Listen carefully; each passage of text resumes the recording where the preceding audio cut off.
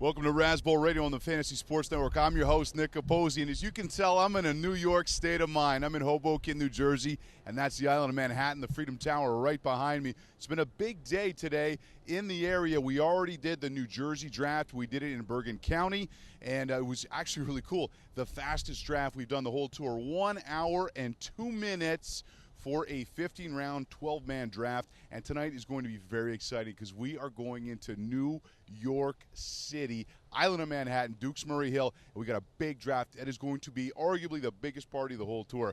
Going to be a lot of fun, a lot of fantasy industry people there. And a special thank you today. We're actually on the Sirius XM morning show with the king himself, Scott Engel and Adam Ronis. And then we did an hour with Nando DiFino. Man, it was our lucky day. Smokey and I having a great time here in New York. So we're going to get ready. This is New York City. This is Razzball Radio. And, of course, it's the Fantasy Sports Network.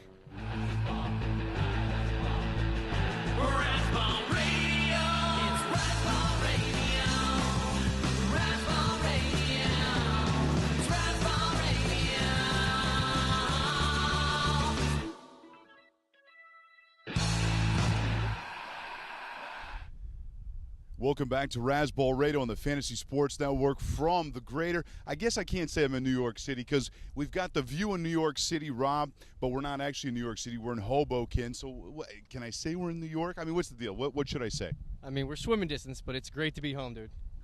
All right, of course, Rob Langevin, my co-host for the next 2 weeks. Thank goodness I got him with me. I don't know if I'm going to be saying thank goodness, though, if I have to draft any New York Jets this year. And that's the team we're going to discuss right now. We're going to give you the New York Jets team report, Jets, Jets. All right, big draft tonight, by the way, at Dukes Murray Hill. Really excited to get over there. Lots of people coming out for that. But let's start with the quarterback position. So Geno Smith is a guy who last year, before the draft in 2013, during the college football season, there was talk that actually Geno Smith could be the number one pick. It wasn't crazy. Obviously didn't happen. Fisher, the left tackle, wound up going first overall. And, he's okay. It wasn't a great draft. This year's draft is excellent. But Geno Smith has taken some strides. He's improving a little bit. But assess Geno Smith as a fantasy quarterback for me this year, Rob. Unfortunately, I think Geno Smith is like a roller coaster. The beginning of last year, he showed that he could... Like a Coney Island roller coaster? Yeah, like the Cyclone. He can go up and down. And then, he had a little worry in the beginning of the season where he didn't even complete 10 passes for 4 consecutive games. I mean, that's not what fantasy owners want to hear at all from their even QB1, QB2, even QB3. That's just garbage stats. He saved himself a little bit last year. He averaged 19 fantasy points over the last 4 games of the season. And he's not really a strictly mobile quarterback, but I think he saves his value because of his legs. Okay, so does he? I think it's safe to say he doesn't have any relevance in a 12-team league. Probably the only way you consider him is in an extremely deep league or a 2-quarterback league. But is there any way that he becomes fantasy relevant in 2014? I think everything has to click right, and the Jets' run offense has to basically completely be dominant enough that teams try to take the run away, and he's got to take the short stuff over the middle and take the long shots down the field to Decker or maybe Curley once in a while and really open up the Jets' offense. But I think their whole offense is predicated by their run game. Okay, so Michael Vick obviously had an incredible season a couple years ago, has been fantasy irrelevant since. Is there any way that Michael Vick has any value this year? Could you see a scenario where that happens? Unless Geno Smith struggles, if he struggles at handing off the ball, which is going to be the Jets' bread and butter this year, then the Jets are really in trouble. I really don't see the Jets winning more than 6 games this year because they're really not that great of a team. Their secondary is just be riddled with injuries. They didn't sign any veterans. Everything based on the Jets' offense is based off the run. The signing of Decker is going to help open up the offense, but he's only one guy. They have 3 other guys on the roster that aren't even draftable in probably 14-team settings. All right, so let's talk now about the running backs here. Obviously, they brought in Chris Johnson. Chris Ivory is still here. It's not a great situation. Chris Johnson right now is going around the 6th round. I think he's out of gas. I don't think there's much left there. It's too bad that Chris Ivory can't ever stay healthy because I think he does have some upside. How do you see that tandem playing out this year? I think if best case scenario, I think if the Jets get 2,000 yards total from both backs this year, I think they would probably, slap each other on the butt, give each other high fives, take the subway home together and get a brew. But the thing that's helping Chris Johnson, I know his ADP is in the 6th round. The thing that I liked about him that maybe gives him a little bit of a sleeper appeal, that is the offensive line in New York is far superior than Tennessee. They're one of the best run blocking offensive lines in the NFL. Is there a situation where one of those guys could really run away with the job and become the workhorse back? You know, Rex Ryan likes to play by the game, so I think that the game is going to dictate how many carries Chris Johnson's going to get, and if he's more of the pass catching back out of the two. So if he feels like he could take advantage of a defense giving him what they're giving him, he's going to go to Chris Johnson in the flank. And I think Johnson might benefit from that because Geno Smith isn't the most accurate passer, but he's going to need a dump down receiver every once in a while. I could honestly see Chris Johnson catching between 35 to 45 balls this year. Yeah, no, that makes sense to me. Okay, let's shift over to the wide receivers, and this is a position it's interesting because they brought in Decker, and I think Decker was underappreciated last year with the year he had in Denver, but everyone's thinking, hey, okay, he doesn't have Peyton Manning throwing to him. He doesn't even have Eli throwing to him anymore. Now he's dealing with Geno Smith. But here's my argument why Decker has some value, and I'm comfortable taking him as high as the 7th round. He's going to get the targets.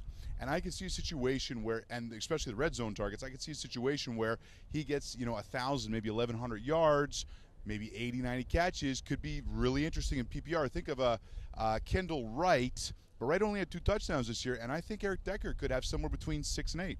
Well, I think they're going to flood Decker with a lot of targets, and I think they're going to try to force him the ball in some games because I don't know if Decker's the kind of guy that's going to pout, but he's not going to be happy if he's not getting those 8 to 12 targets pretty much weekly, every other week, because he's a volume catcher. When he catches a lot, his game is based on the yak. He's a catch and run guy, and also in his favor, I've watched a lot of tape of him. He's a really bad throw catcher.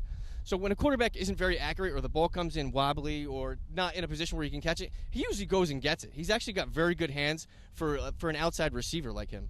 Okay, fair enough.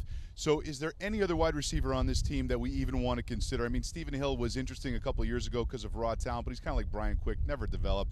Anyone here that we want to look at? The only other guy, if you're looking for a desperation, maybe like a bye-week fill-in, injury fill-in, I would look at Jeremy Curley. When Jeremy Curley was in the lineup with Geno Smith, they seemed to have a nice little click between the two of them. He's more of a Wes Welker, 8 to 10 yards, turn around, throw him the ball. He's not gonna kill you deep. He's not gonna be the guy who gets you 15 catches, 200 yards, like a Brandon Marshall kind of guy. He's gonna nitpick you to death, and he's like an annoying wide receiver that just gets under the defensive nerves. And he's gonna force the other team to put their number one cornerback on them, double team Decker over the top with a safety with their second cornerback, and I think he might feast on that. Okay, and we don't care about the tight ends here. Jason Morrow obviously was supposed to be interesting, but he's done terrible in camp. We're just ignoring the tight end position in New York, or at least for the Jets. Yeah, Jason Morrow came into camp. Actually, we might be ignoring it for the Giants too. Yeah, Jason Morrow is just coming to camp disappointed. Jeff Cumberland is the incumbent starter right now, I guess. He offers little to no fantasy appeal to me, unless you're in like a 16-team.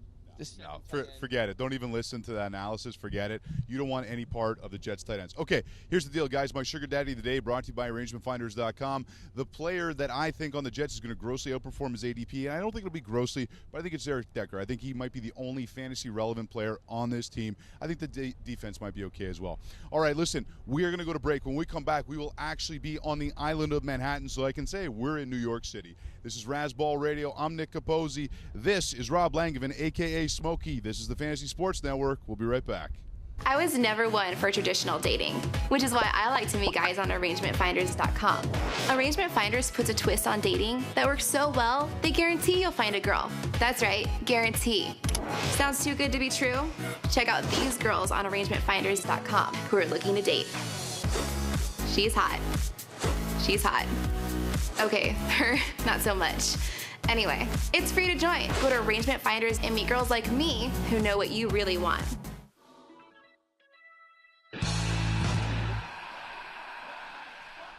Welcome back to Razzball Radio on the Fantasy Sports Network. We are in New York City, island of Manhattan, and I'm very excited to be joined all the way from Her Fantasy Football. This is Brandon Lee. Brandon, welcome to Razzball Radio. Hello, glad to be here. Oh my goodness, what a voice! If for no other reason, you got to listen to Her Fantasy Football because they all sound great. But it's great fantasy information. That's why we've been working with these guys for a while. They know their stuff.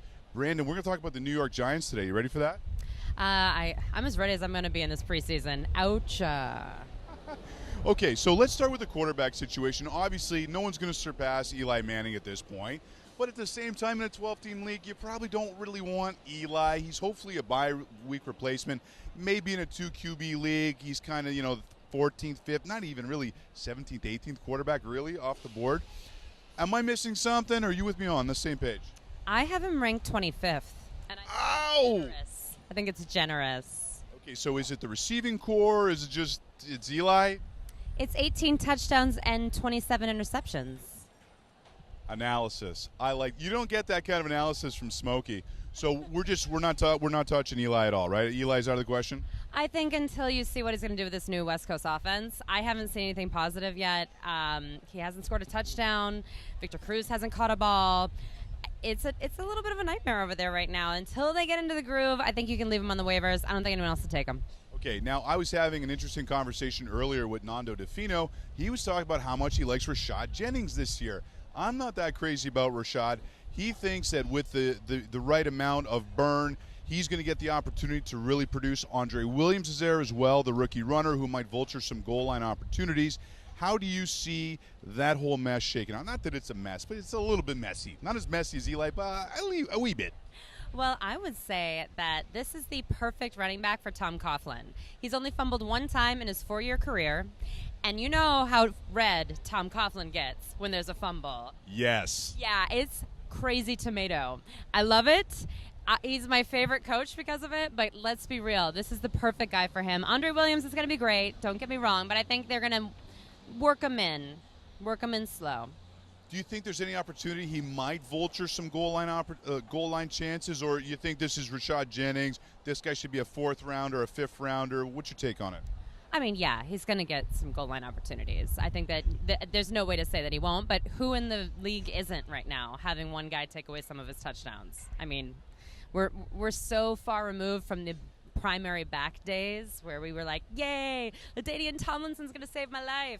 It's just not happening anymore. So for where we are, Rashad Jennings is still a pretty good pick. Yeah, absolutely. Okay, so you know what? I'm kind of coming around on him. Still, he's not a running back I would like to have, but if he's falling in the 6th round, I've even seen him fall in the 7th round, I'm okay with that. But I have been grabbing Andre Williams. I'm going to roll the dice with him, especially to the trend this year. It's been a couple years, but really this year I'm seeing a lot of wide receiver. What's your take on that? What do you want to come away with position-wise out of the first 2-3 rounds? Well, I still think you need to take one of those running backs because it drops off so drastically after, to me, after 4, but certainly after 12. If you don't have one of the top 12 guys, it's tough out there. Okay, wait, who's your top 4? Oh, definitely Jamal Charles, LaShawn McCoy, Adrian Peterson, Matt Forte. In fact, I love Matt Forte for possibly being number 1 this year, especially PPR. I've heard that. Noetti Lacy, though, it's not a top 5 for you? He's my number 5. Big time. And then to me, it's Marshawn Lynch and DeMarco Murray. Okay, interesting. Okay, well, what about in a PPR? You taking Lynch in that situation? He's going to fall a little bit, right? He's going to fall a little bit. I would take DeMarco Murray over Lynch in that situation. I would take Lynch over Murray if it was standard. Okay, interesting. I actually prefer Murray this year. Obviously, there's the injury possibility with him, but the upside, again, in Scott Linehan's system, although, I mean, Jason Garrett doesn't like to run the ball. What are you going to do about that? Okay. Speaking of pass catchers, let's talk about the wide receivers now. Victor Cruz, I keep saying this, but you take away that first game where he had 3 touchdowns. He only had 1 the rest of the year. Nightmare. I mean, it was so sad. I was like, Eli, why are you doing this to my man Victor Cruz? Stop it. It was painful. Is it the dancing that gets you? It's the dancing. It's the talent. I like the way that he moves across the field. The guy has got the moves everywhere. Where are you comfortable taking Victor Cruz, and do you think Ruben Randle's going to break out this year? Because I do. I thought Ruben Randle was going to break out this year until I saw Eli Manning do what he's been doing. So I'm not quite sure anyone's going to break out. Until they get the ball rolling, I literally will not draft a wide receiver from this team. I don't think any of them, and definitely not Odell Beckham, especially with the hamstring now keeping him out. Okay, so now you're kind of freaking me out a little bit because earlier today we were talking about how the New York Jets were such a black hole. I don't want to tell everyone here in New York that the Giants are going to be a black hole as well because we might not make it out of New York. Do you think it's going to be a rough year for the Giants? Oh, yeah. In fact, I think it's going to be rougher for the Giants than the Jets. You heard it here. I would draft Eric Decker before any of the Giants wide receivers because that guy's going to get PPR gold. Yeah, I do like Decker. We've talked a lot about Decker, but you know what? I'm going to counter. I think Ruben Randle playing on the outside is going to have an opportunity to be really good. Someone's got to catch the ball there. I think it's going to be him. Just like when we talked about the Jets, this is a black hole at tight end, unless you found something that I don't know about, Brandon.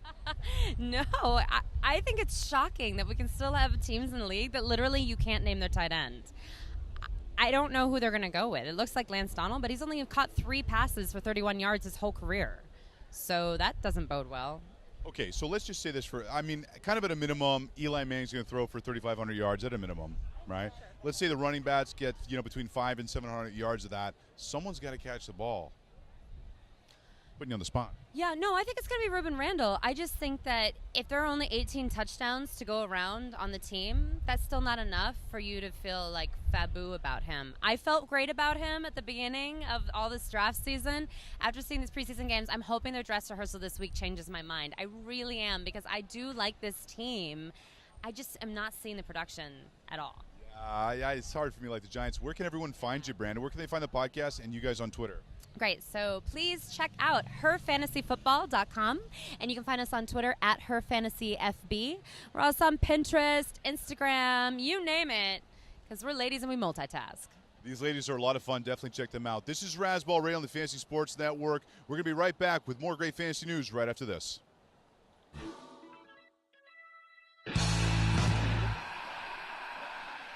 I was never one for traditional dating, which is why I like to meet guys on ArrangementFinders.com. Arrangement Finders puts a twist on dating that works so well, they guarantee you'll find a girl. That's right, guarantee. Sounds too good to be true? Check out these girls on ArrangementFinders.com who are looking to date. She's hot. She's hot. Okay, her, not so much. Anyway, it's free to join. Go to Arrangement Finders and meet girls like me who know what you really want.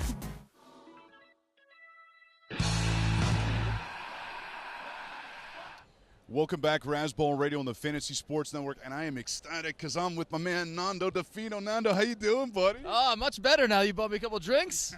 Yeah. That's how we do it here at Dukes. By the way, if you guys love football, you want to come out to Dukes, they got a great pick-em every Sunday, the 1 to 4 o'clock game, 4 to 7 o'clock game, of course, Eastern time. Dukes and Murray Hill, great spot. Also, these guys have won multiple awards for their wings. We're going to have to go in and inside and test drive them, Nando. You up for some wings? Oh, says the guy who had a salad 5 minutes ago. Right. We'll have to try their wings. I've been eating turkey jerky at truck stops for weeks, man. Anything with a bean or a piece of corn or whatever in it. I need some peppers, man. I need some peppers. Nando, I want to talk some deep sleepers with you because, obviously now you're with the Fantasy Sports Network. You're on Sirius XM Fantasy. And you know what? People love you and respect your opinion. And I'm not just saying that because I'm standing next to you. So why don't we throw out a couple deep sleepers? Why don't you give me a running back that you're getting exceptionally late? I know one guy that I've gotten in a bunch of drafts this year is Lance Dunbar, just especially in half-point or PPR leagues. I think the opportunity is going to be there in that offense. What's the running back you like late? You know what? I'll give you 2 because it's a party. Ronnie Hillman, because you never know. People were loving him a couple years ago, and just all of a sudden he's this bomb who's not going to do anything, and I think he's definitely the backup. I'm not buying the C.J. Anderson stuff. Number 2, I got to credit Fred Zinke for this one, fellow Canadian of yours, former Canadian, is Roy Halou.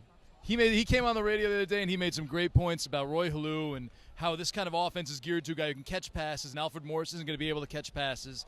And you look at all the drafts we've done, and I don't think Roy Halou's been drafted in any one of like my 10 drafts / mocks. So that could be gold down there. If something happens to Alfred Morris 1, or if they just decide to throw to Halou all the time and have him steal goal line carries, 2. Are you not worried about the offensive line in Washington? Because that's what scares me, and that's what worries me. Like, I haven't drafted Morris once this year, and I think because the offensive line is going to be pretty poor.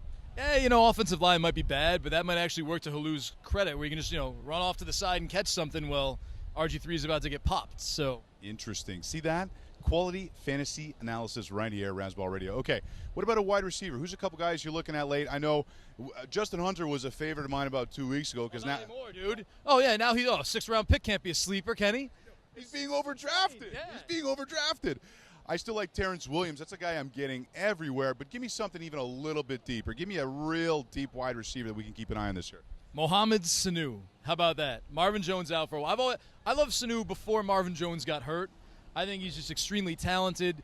He's in a nice situation, and an offense is going to pass the ball a lot, I think. Everyone's worried about Hugh Jackson. Oh, no, he's not. He was Chad Johnson's receivers coach. We worked with Chad Johnson last year, and he was loving Hugh Jackson. Dude, he's a wide receivers guy. Trust me on this one. I don't think it's going to be as run-centric as people think it is. And I think Sanu's going to – he catches almost everything that's thrown to him. He makes those crazy one-handed grabs. But I think he's going to settle into a nice position his third year now in the league. I just like him. I thought he was going to be Alshon Jeffrey last year. It was Jeffrey and Sanu were my guys last year. Yeah, I remember that. You were all over. Jeff, you were one of the first guys stomping him, so I give you full credit on that one. What about a tight end? I know Kelsey in Kansas City has been a bit buzzy lately. There was a lot of talk about, of course, now that I bring him up, his name's escaping me, but the guy in Tampa Bay who's playing Austin Seferian-Jenkins? No, not Austin Seferian. I like Wright? Tim Wright, but he hasn't looked good in camp. Give me a deep tight end that's got you all hot and bothered this year. You took my Tampa Bay guys, but I'll go with Kobe Fleener or / Dwayne Allen. It's a Rob Chudzinski thing, and the only problem is I don't know. My one certainty in life is Rob Chudzinski makes tight ends better. What I don't know is which tight end he's going to make better. Maybe it'll end up being both. I'm going to go with Fleener because he's got more of that wide receiver-y thing to him, whereas Allen's more of just a regular old tight end. And it seems like you got Olsen, you got Jordan Cameron last year, who Chudzinski kind of pushed in the right direction. I think it's going to be Fleener. I think Fleener fits that mold a little better than Allen does. Okay, let's talk defenses now. Actually, you know what? Let me go back to Austin Seferian-Jackson because he's been really buzzy lately, and I got him deep in a couple expert leagues. So just real quick on him, what are your thoughts on him right now? I think if Tim Wright actually goes over to receiver and fills that Mike Williams role, a receiverish, Antonio Gates, Jimmy Grahamish type of guy, it's obviously going to open up some room for him because it's a role that he filled admirably. Wright filled admirably last year, and Seferian-Jenkins is a project. He's young, but he's got a lot of talent, and they've liked him a lot in camp. And there's a lot of good buzz coming off him if you read a lot of the local stories. I give him a thumbs up, but very, very, very late, and probably mainly in dynasty leagues. Yeah, no, I'm with you on that, absolutely. Okay, real quick on defenses. We just got about 30, 45 seconds here. I like Jacksonville's defense this year as a sleeper defense. And listen, I'm going to be streaming defenses. I love Pittsburgh week 1, of course, because they're up against likely Hoyer. But I love the young defensive line in Jacksonville. They have been drafting defensive backs like it's going out of style. I think that's a sleeper defense for me. You got any sleeper defenses for 2014? I know it's going to start to get more chic, but it's the New England Patriots. They got Revis. They got a lot of guys coming back healthy again. It's just a squad that I like that you can still get in like the 15th round. No one's jumping on them in those earlier rounds. So. And it's easy to hate the Patriots too. And also, one thing I hate was being commissioner of fantasy football leagues. It's such a pain in the neck. You got to collect the league fees. You're like, you're like knocking on doors. You want to hire guys like me and Nando to go collect your money. You don't have to deal with that anymore. You can use sportsvault.net. There's absolutely no fees to it. It is totally free. They collect the league fees for you, redistribute it. I mean, to me, that's just logical. You know what else is logical is listen to this guy and everyone else on Sirius XM Fantasy, Cardano, Engel, and Adam in the morning. I mean, why are you not listening to Sirius XM? What's the matter for you? Hey, buddy, we going to go inside and have a couple drinks tonight? I think so, yeah. We'll do a little drafting? I think so, yeah. Smokey's going to be the designated driver, so I can actually have a lot of fun. This is Razzball Radio. We're in New York. Tomorrow we're headed to Boston. This is Razzball Radio, Fantasy Sports Network. We'll see you tomorrow. Thanks, Nando. Anytime, buddy.